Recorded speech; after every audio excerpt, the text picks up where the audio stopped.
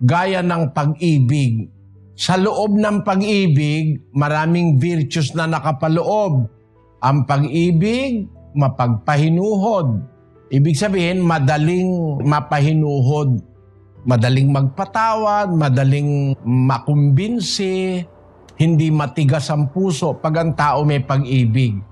Ang pag-ibig, magandang loob. Virtue yun. Ang pag-ibig, hindi nananaghili, hindi inggitero.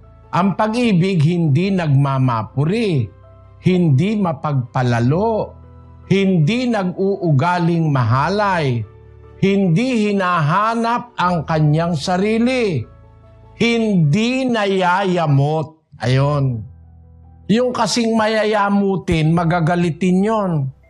Hindi mahinahon ang pag-iisip nun. Ang taong magagalitin, hindi mahinahon.